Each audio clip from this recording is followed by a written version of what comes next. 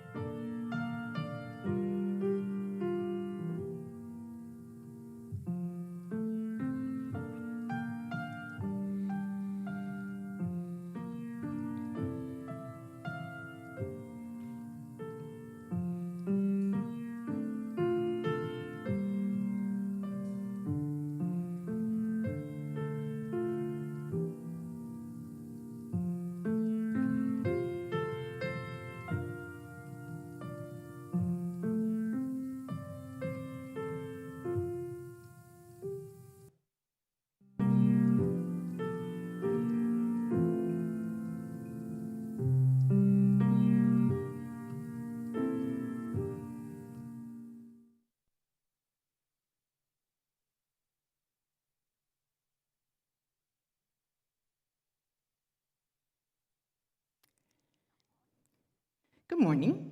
My name is Carmen Bell-Delgado, and on behalf of First Unitarian Church of Wilmington, Delaware, I welcome you to our online worship service.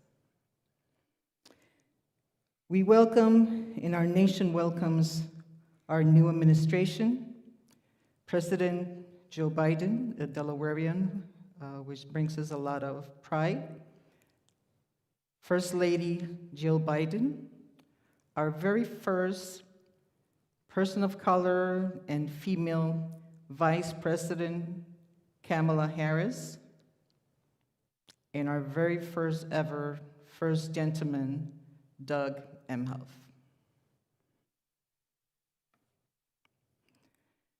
Our guest minister this morning is Reverend Andrew Weber, a proud lifelong Unitarian Universalist currently living in Newark, Delaware, with his wife and 2 children.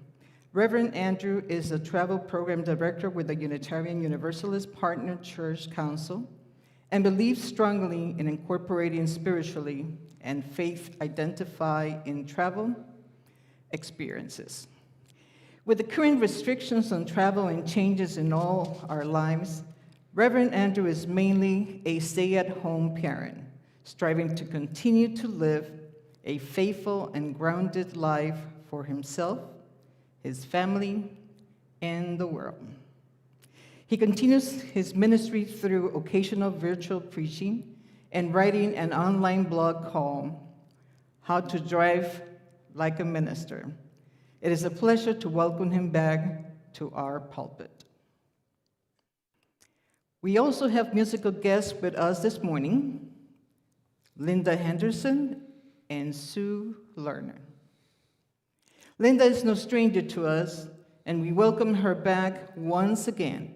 She is recently retired associate professor in the School of Theater at the University of the Arts in Philadelphia, where she taught piano and served as a coach, accompanist for 25 years. She is an active collaborative pianist, accompanist, and soloist, and has played with Opera Philadelphia, the Philadelphia Boys Choir, the Chamber Orchestra of Philadelphia, the Pennsylvania Ballet, as well as dozens of national Broadway tours as the Academy of Music and Forest Theater. Joining Linda today is Sue Lerner. Sue is an active freelance cellist in Philadelphia area and performs for the Broadway at the Academy series at Kimmel Center, as well as the Forest and Walnut Street theaters. She often performs with the Delaware Symphony, the Philly Pops, and the Pennsylvania Ballet. A dedicated educator, Sue teaches at Drexel University, LaSalle College High School, and Marian Mercy Academy. We are also pleased to have them both with us this morning. And now, let us prepare our hearts and our minds for worship.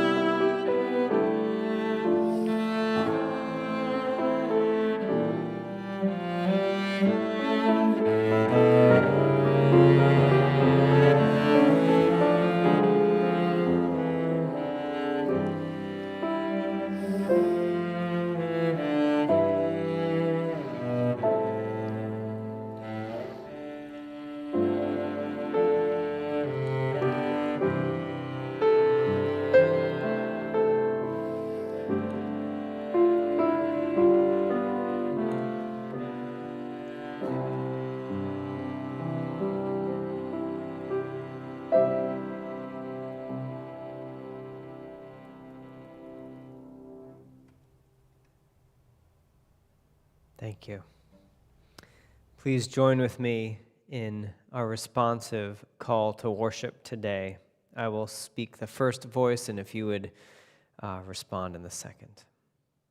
We come to this time in this place to rediscover the wondrous gift of free religious community, to renew our faith in the holiness, goodness, and beauty of all life, to reaffirm the way of the open mind and full heart, to rekindle the flame of memory and hope, and to reclaim the vision of an earth made fair with all her people one. Come, let us worship together.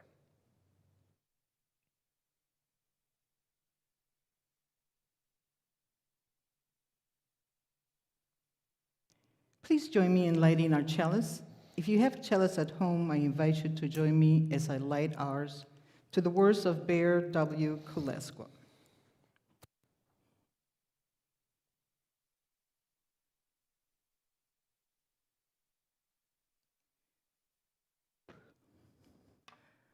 As we light the chalice, may our souls become its hearth.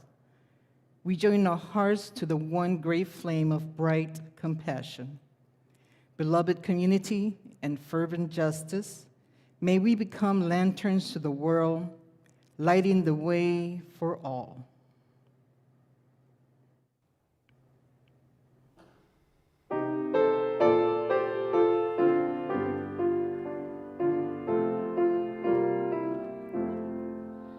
A fire mist and a planet, a crystal and a cell, a starfish and a saurian, and caves where ancients dwelt. The sense of law and beauty, a face turned from the sun. Some call it evolution, and others call it God.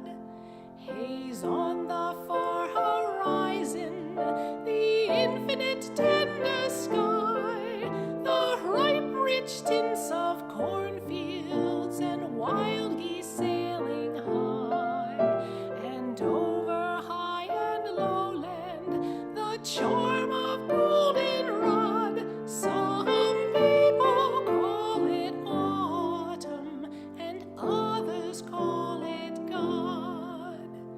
Like tides on crescent sea beach, when moon so new and thin, into our hearts high yearning, some welling surging in, come from the mystic ocean, whose rim no foot has trod.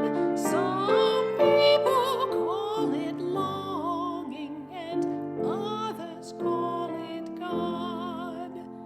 A century lone and frozen, a mother starved for her brood, and Socrates dread hemlock, and Jesus on the rood, and millions who, though nameless, the straight hard pathway trod. Some call it consecration,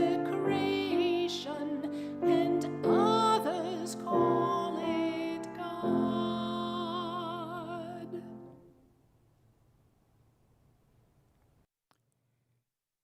Please join me in affirming our mission.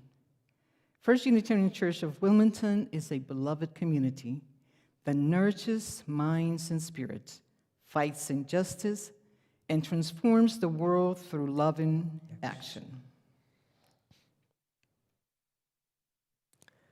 Our story this morning is The Brave Tailor, a fairy tale dating back to the Brothers Grimm some 200 years ago, and before that, from an oral tradition to at least 500 years. The Brave Tailor has been rewritten and retold by thousands of people over the years, with just as many variations and differences in their telling. The story goes that a tailor was busy sewing in his workshop and is annoyed by the flies. He hits the flies, ends up killing 7 with one blow.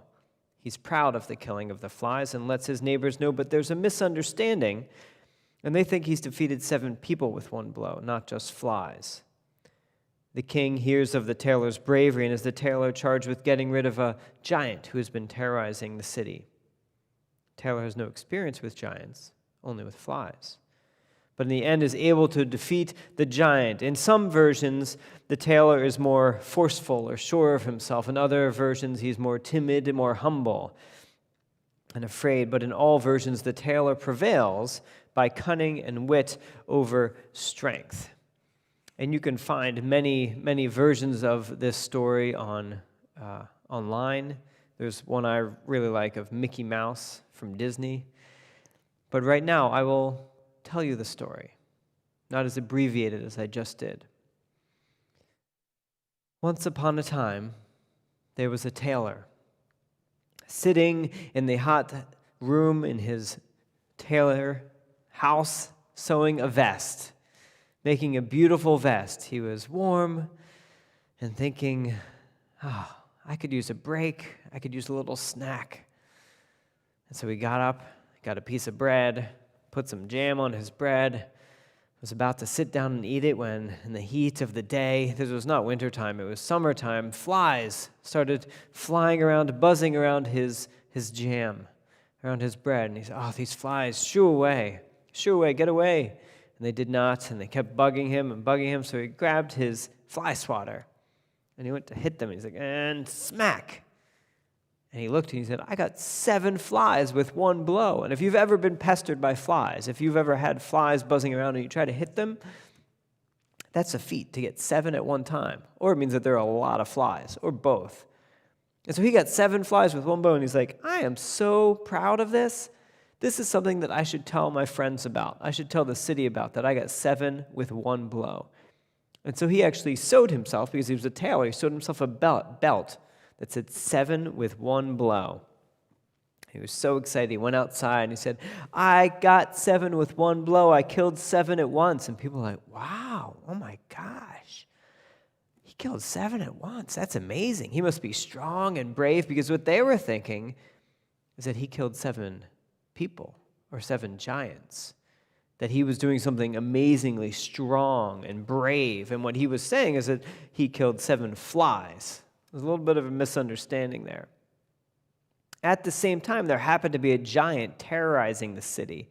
And so these people who heard the tailor killed 7 with one blow, they're like, well, maybe he can help us with the giant. So they went to the king. They said, King, the tailor, he just killed 7 with one blow. He's even got a little belt that says 7 with one blow. So the king goes to the tailor, and the king says, Tailor, I hear you killed 7 with one blow. Tell me about it. The tailor said, well, they were all around. They were going here and there. I didn't know what to do. I was scared. I hit, and I got 7. And the king says, really? 7 at once? And the tailor says, yep. The king says, well, there's a giant terrorizing our town, and I think you're the guy to take care of the giant. The tailor's like, oh, well, hold on. I meant, and the king said, no, don't worry. You got this. I believe in you. You're brave enough. You're strong enough. And the tailor says, but hold on, I was talking about, the king says, no. We believe in you. Go, get the giant. And the tailor says, but hold on, get him out of here, guards, put him outside, send him on the way to the giant. He's got this. He can have a reward when he's done. We believe in you. We trust in you. You're powerful. You're brave. Go for it. The tailor gets outside the city walls. He's like, I was talking about flies. I'm not that brave or strong, but maybe I can do this. I mean, I did that one thing. I did get 7 flies with one blow, and the king was proud of me. He said he believes in me. So the tailor goes off to find the giant, which I've never looked for a giant, but if they were around, I assume they wouldn't be hard to find. They're big.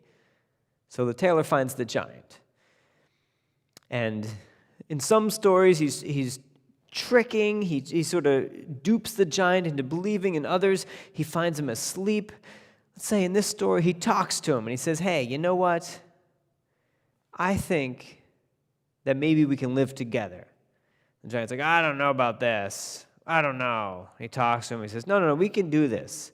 We can do this. We can be happy together. We can live in harmony. and he sort of talks him through. I like talking through problems rather than being mean and forceful.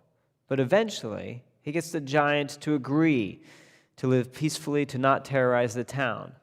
And so the tailor comes back to the city and says, I have defeated the giant. I have made sure that we will not be terrorized anymore. Everyone is happy. The giant's happy. The villagers are happy. The king's happy. The tailor's happy. And he did this amazing, brave thing that he didn't know he could do. But it started out with him getting flies and then being misunderstood. That's our story. And I have some questions, actually, about that story.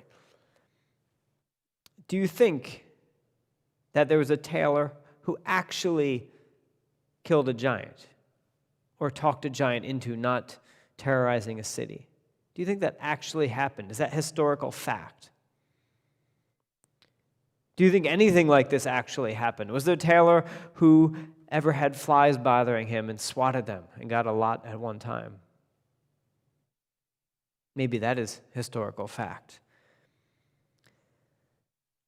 Have you ever achieved a small feat, been proud of that action, and then gone on to do something better or bigger or more difficult? Was the tailor brave at the beginning of the story?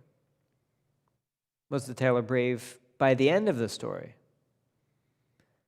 So I invite you to think on those questions, to think of other questions, to ponder over the story, what is real, what is truth, what is myth or fiction, as we listen to some prayerful words and enter into a time of silence.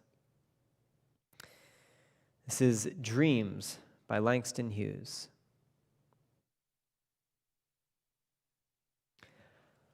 Hold fast to dreams, for if dreams die like a broken-winged bird that cannot fly, hold fast to dreams, for when dreams go, life is a barren field, frozen with snow.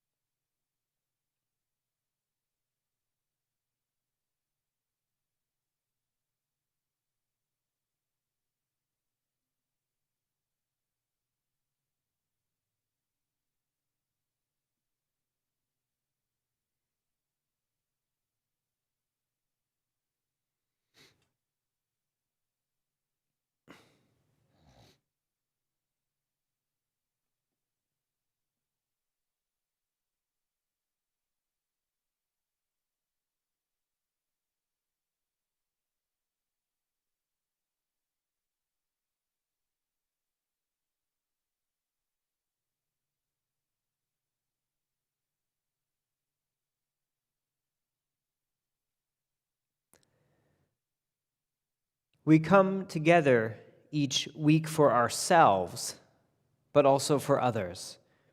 This time together is a holy time, connected by technology, apart physically, but together in our thoughts and our feelings. And as is our custom every Sunday, we take a moment to remember those who are mourning, those who are hurt, those who are in need, those who are celebrating. You might be in need of healing and calming energy. Your loved ones may be heavy on your heart today. There might be a friend who could use a hug. And you might be joyous and excited today. Your family may be happy, healthy, and together. There might be a friend who is celebrating. This week was especially one with some intense emotions and feelings. And it's okay to have those feelings and those emotions and to bring them here to this holy place, in this holy time. whether for yourself, for a friend, for a family member. This is the time to bring special attention to those in our lives. So let us lift up and remember the overabundant joy, the happiness which comes pouring out of all life. Let us also recognize the deep sadness and heartache, which also must be shared. Through our thoughts and actions, happiness is increased and sorrow lessened. Take this moment to speak aloud or hold silently in your mind those who are on your heart today. Bring them light. Hold them dear.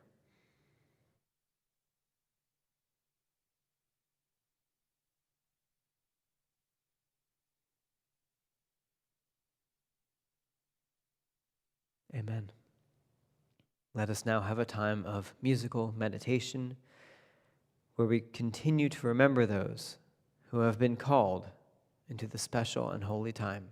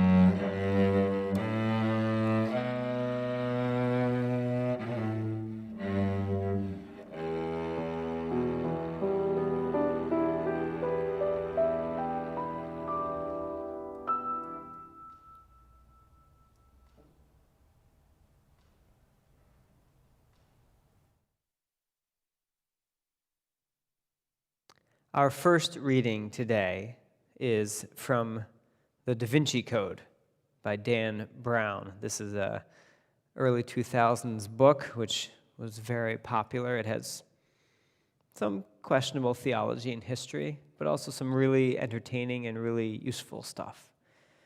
From Dan Brown. Sophie, every faith in the world is based on fabrication. That is the definition of faith, acceptance of that which we imagine to be true, that which we cannot prove. Every religion describes God through metaphor, allegory, and exaggeration, from the early Egyptians through modern Sunday school. Metaphors are a way to help our minds process the unprocessable. The problems arise when we begin to believe literally in our own metaphors. Our second reading, I have two short readings this morning. Our second reading is also from contemporary literature, this one from Salman Rushdie, 2 years, 8 months, and 28 nights. Salman Rushdie has a great way of taking a real context and adding just enough fantasy to make it wonderful and challenging and entertaining and amazing. From Salman Rushdie. This is a story from our past, from a time so remote that we argue sometimes about whether we should call it history or mythology. Some of us call it a fairy tale, but on this we agree that to tell a story about the past is to tell a story about the future and the present. To recount a fantasy, a story of the imaginary, is also a way of recounting a tale of the actual. If this were not true, then the deed would be pointless. and we try in our daily lives to eschew pointlessness whenever possible. This is the question we ask ourselves as we explore and narrate our history. How did we get here from there?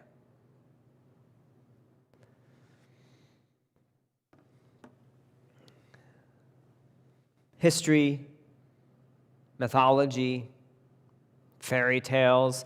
The stories I could have used to illustrate the topic today are numerous. I mean, just think of all the metaphorical, all the fanciful tales you can think of. All of the Brothers Grimm fairy tales, plus more. Disney movies, also Marvel movies too. Holy texts, such as the Christian Bible, Jewish Torah, Hindu Upanishads, Aesop's fables, oral folk tales, and even stories that we might have in our own family passed down or told between each other. There's actually no reason to stop at that list. If we were to list all the fanciful tales, it would span the library from fiction to mythology, from spirituality to science fiction, mystery. The one thing that all these stories have in common is that they are not facts, as historians or journalists try to capture. When I read a fairy tale about a tailor besting a giant, or when I watch a movie about a woman who can shoot ice from her hands, I know that those events didn't actually happen specifically like that. Just as when I read about Jesus healing a leper, or how a fox gave up trying to get some grapes when they were out of reach. I know that those are not factual accounts of history. I'm betting that you are all with me right now. Fiction isn't fact, right? That's sort of the definition of fiction. It's not fact. So I'm not going to belabor that point. The amazing part that we sometimes miss is that there is truth in myths, even in fiction and even in stories and fairy tales. The reason that some of these tales hold so much power and that they keep getting retold over hundreds of years and remembered is that the truth that is in them, the truth that it isn't despite fiction that there's truth, but the truth that is heightened by this fiction. It's heightened by the mythology. In ancient Greek, there were two words which spoke to these types of truth that I'm talking about. There's mythos and logos. Mythos includes what we would call myths. It's the same root word, mythos and myths. Stories about the fanciful, the not real. And then logos is logical, the same root there, logos and logical. Factual data with evidence and reason. Mythos as stories and fantasy, logos as fact and reality, but both holding truth. Now, in our culture and in our religion, which is born very deeply from this culture, we tend to stress logos when we're talking about truth-telling. We want to know the facts, we want to know the data, and we want to have reason and evidence to back up those facts. That's all fine and good, but logos has some limitations. It has some limitations, and it can't express all truth. Sure, logos and facts are necessary when we're creating airplanes or vaccines or a lot of mathematics. But there's a whole other aspect of the world in which logos falls short. Science tells me that I am born. Science tells me that I live and that someday I will die. But it says nothing about falling in love. It says nothing about being heartbroken or what it means to die. Logos says nothing about the meaning of life. Logos can express the contents of a cup as warm or hot tea. But only mythos can express how drinking that tea makes me feel after a nice hike in the woods.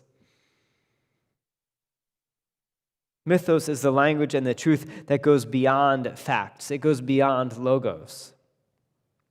Some would say that mythological thinking was a sort of prehistorical way of thinking, that it only existed to explain what our ancestors could not explain through science and what we now know as modern problem solving. Mythos is something of the past. It's better left behind. Aesop's fables and religious texts only existed to explain which was at the time of writing unexplainable. Currently, we are in a modern, fact-filled age of reason without need of myths. Well, not so fast there, scientists. It was on purpose that I said that mythos is about going beyond the truth of logos. Mythos isn't subservient to logos, but transcendent to it. There are truths which logos cannot ever speak to, no matter how rational, no matter how fact-based we are. I mentioned some tales earlier in passing. Let's look at them again. So from the brave tailor, what does it feel like to achieve something that you are proud of? How does that feeling help you then tackle something more difficult? I can try to explain the feeling, but the story does it more eloquently. The movie Frozen is not about people who actually lived. But the story shows us that an act of true love can save someone's life. An act of love can save the person who is acting out of love and compassion. Jesus might not have actually placed hands on people to heal them physically and heal them of their ailments, but he brought calm and peace to distraught people. Those people were uplifted, they were healed, and they were loved. A fox didn't actually try to get grapes and then change his mind about his desire when they were out of reach. And yet the tale speaks to all of us in the feeling of trying to shift our outlook or our expectations when something we desire is not attainable. Each of these stories holds truths which are at once deeper and also beyond the truths of fact and reason. So this is religion. This is religion at its finest and its most confusing. From Dan Brown again, every religion describes God through metaphor, allegory, and exaggeration. From the early Egyptians through modern Sunday school, metaphors are a way to help our mind process the unprocessable. Mythological truth is a way to process the unprocessable, a way to think about those questions which facts cannot answer. They can't. It's not that there aren't enough facts, it's that they cannot answer them. But we have to remember that there's a problem. The problems arise when we begin to believe literally in our own metaphors. Difficulties arrive when a myth is taken literally, when mythos and logos are conflated. And it goes both ways, this conflation. Difficulties also arise when logic is taken emotionally. I cannot explain my love for my children or my apprehension of death through diagrams and facts. Logical facts minimize my feelings, and although science can tell me some of why I feel what I feel, it falls drastically short of the entire truth. I also cannot explain the healing of a sick person through a story of miracles. Mythology misses germs and medicine. And although a story can tell me some of what it feels like to be healed, it also falls drastically short of the entire truth. The point is that we don't discount either of these truths, either type of truth, and that we also don't try to conflate them. We don't bring them together in ways that they cannot come together. The Bible is full of truth as mythos, with some logos sprinkled in. It's filled with truth. A non-fiction history book is filled with truth as logos with some mythos sprinkled in. It is wise for us not to ignore one or the other truths and also not to conflate them. It can be very easy to throw out an entire story since, well, it is not true. So we just chuck the whole thing. But when we do that, we miss out. We miss out on the truth which is held in myth, the truth which is held in fantasy. And it's especially important to listen to truths in mythos when looking at religious text, and even more so when speaking with others about matters of faith. If I read the Upanishads or the Bible with only an interest in logos, I'm going to miss the vast majority of the truth to be had. And if I conflate the truth in those texts with facts, I miss the truths, and I get confused about fact and fiction. So let's talk about this faith discussion. Let's think about having a faith discussion with someone else. It is often that disagreements here are not just about facts, and they're not often just about truth, but they're actually about the types of truth. That we're listening to different types of truth. My faith in the goodness of humanity can't be dissuaded by facts. I read the news too. I know the facts. I still have faith in humanity. That's my mythos. That comes from something other than factual evidence. Your belief, for example, in the divinity of all can't be unproven through experiment and reason. The whole evolution versus creation debate is a conflation of mythos and logos. Mythos tells us that there is a transcendent mystery in the creation of life. Logos tells us that there is an ongoing changing of one creature into the next over millennia. Those are both true. But there are different sets of truth which don't conflict with each other, actually. If we take one as mythos and one as logos, they don't conflict. They don't have to conflict. The mystery about the creation of life is not logos. It's not evidence-based. And an ongoing changing of one creature into another is not a myth. It's evidence-based. There are two different truths. They only conflict when we take the mystery to be fact or the fact to be mystery. In matter of faith, in all things actually, not just faith discussions, it's useful to remember, it's helpful to remember mythos and logos. When someone is coming from a place of emotion, a place of feelings, responding with facts can be less than helpful. And just as responding to a logical argument with emotion can be less than helpful. And there's more. There's more from Salman Rushdie. Again, on this we agree that to tell a story about the past is to tell a story about the present. To recount a fantasy, a story of the imaginary, is also a way of recounting a tale of the actual. This is the question we ask ourselves as we explore and narrate our history. How did we get here from there? When we tell a story about the past, we are telling a story about the present. Not only is our telling shaped by our present understanding, but we can also create the past. Yes, we create the present, we create the future, but we can also create the past. I recently reread the book 1984 by George Orwell. Now, in that book, the ruling government party, continues to change history books and edit written accounts of what has happened. The story is fiction, but there's a truth. There exists a truth about the mutability of the past. There's a saying that goes, history is written by the victors. So whoever has the power is able to write what happened.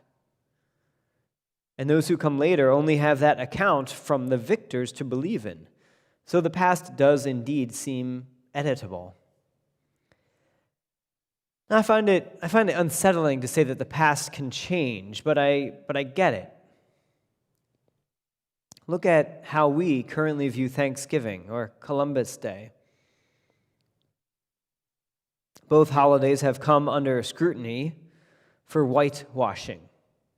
Now that's in a metaphorical and a racial sense, whitewashing our history. Was Columbus a brave founder of a new land, or a heartless egoist committing genocide? Was the first Thanksgiving a beautiful coming together of two cultures in peace and harmony, or an early foreboding of the litany of subjugation, oppression, and cruelty to follow? There may be a factual answer to both of these questions. But the histories we have are a mix. They're a mix of logos and mythos, a mix of logic and emotion, a mix of fact and fiction. Maybe the past itself isn't mutable, but how we understand it and how we know it certainly is. We have the power. We have the power in this mythos of history, the power of telling our stories about the past and about our present that morph from historical fact into semi-historical tales. We can't help but do it. We can't help but tell stories about what happened in both factual and fanciful ways. Who tells the story? What words are used? What is remembered? What is forgotten? By speaking, by narrating, we create our past, we create our reality, and we create our future. The reason I picked the brave tailor this morning, that story, is that it's meta in its construction. It includes what it also embodies. Not only does it speak mythos to the truth of accomplishments while feeling brave, but if we look closer, the tailor himself is told and then tells himself a story, which then comes true. He wasn't especially brave at the beginning. He swatted some flies. But by the end, he is ready to take on an unimaginable task of bravery, of confronting a giant. He told himself he was brave. The king told him he was brave. His friends told him he was brave. He believed himself brave. Others believed him brave. And then he lived into that and he became brave. He told a story and he created that story. Now I switch a little to our communal stories. And this one is very telling in our recent history. It's not even history. A couple weeks ago, right now. Look at the differences between how gatherings of people are explained. Black Lives Matter protests, insurrection at the Capitol, people protesting, people rioting, mobs, thugs. The media, some politicians tend to talk about some groups in a positive way and others in a negative way. And with people of color, very often portrayed negatively, no matter what the context. The words used in description create a reality in their own. A group described as a mob of thugs will be remembered as a mob of thugs. A group described as patriotic protesters will be remembered as patriotic protesters. Thankfully, the media and politicians are beginning to see the power of their words and the slant with which they have been speaking and have been saying, we need to stop changing the past. If I keep telling someone that they are worthless, they will start to believe that they are worthless. They will act it. They will embody that worthlessness. If, on the other hand, I continually tell someone that they are powerful, they are beautiful, they are loved, They will start to believe that they are powerful and beautiful and loved. And they will act it, and they will embody that power, that beauty, and that love.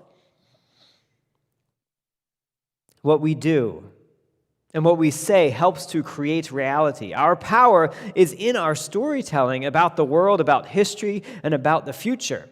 So when we talk about each other, when we talk about ourselves, when we talk about what is happening in the world, we are using the powerful truth of mythos and the powerful act of creating that truth. So the point of all this is twofold. First, listen to truth from both facts and myths. Mythos often holds a truth more powerful and deeper than factual accounts.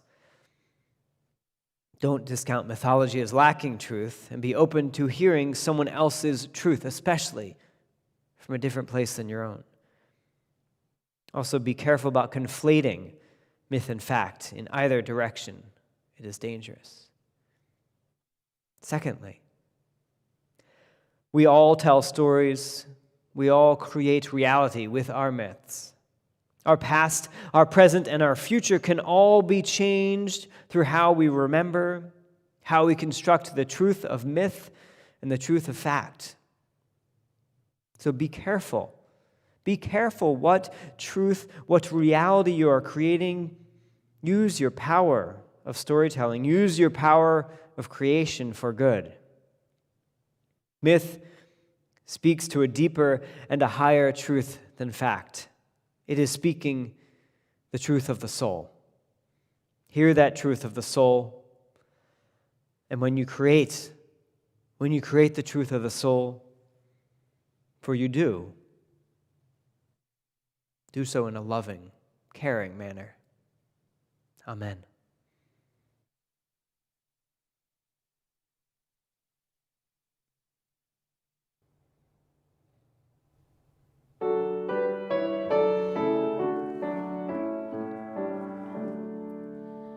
Touch the earth, reach the sky, walk on shores while spirits fly, over the ocean, over the land, our faith a quest to understand.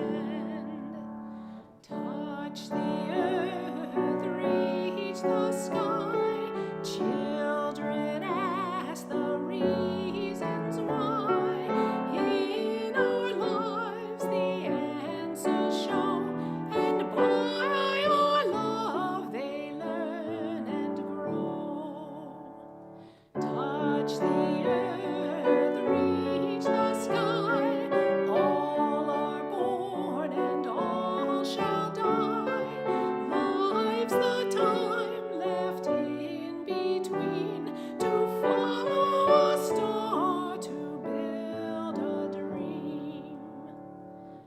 Touch the earth, reach the sky, hug the laughter, feel the cry.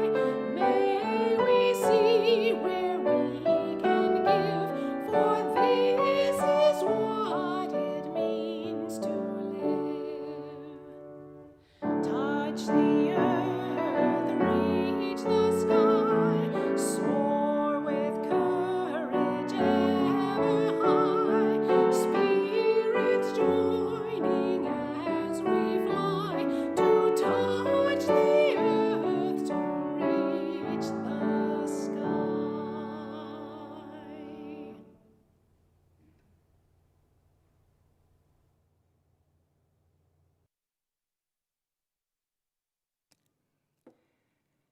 Each week we give and receive an offering to support the work of this congregation.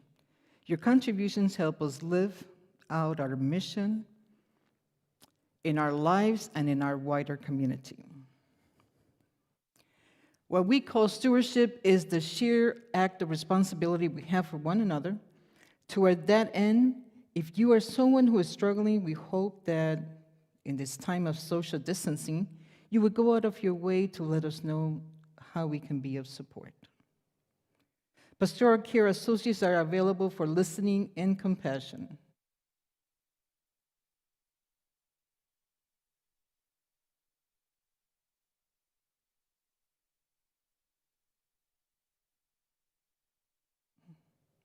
Each month, a pastoral care associate is the ready to talk with you. Our newsletter and office staff can help you find their contact information.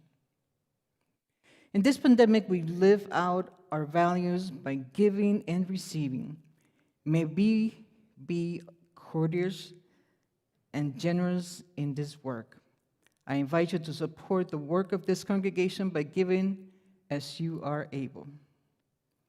Beside me on the screen, there are 3 ways to give. If you notice, there's one, mail a check to the First Unitarian Church of Wilmington. Use the donation page on our website, or you can also use the Give Plus app.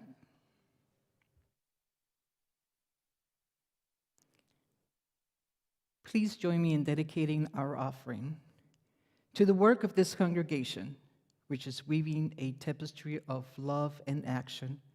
We dedicate our lives and these, our offerings.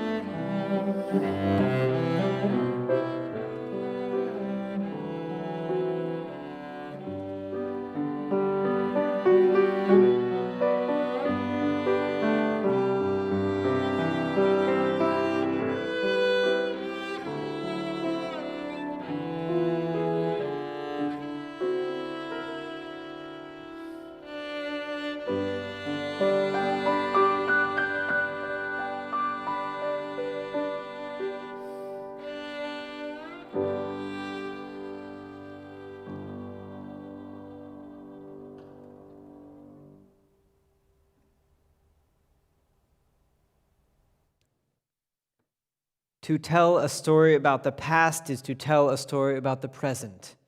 To recount a fantasy, a story of the imaginary, is also a way of recounting a tale of the actual. This is the question we ask ourselves as we explore and narrate our history. How did we get here from there? And then, where do we go from here? Amen, and blessed be.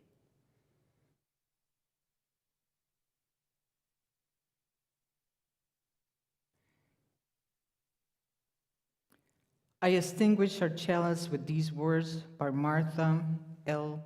Munson.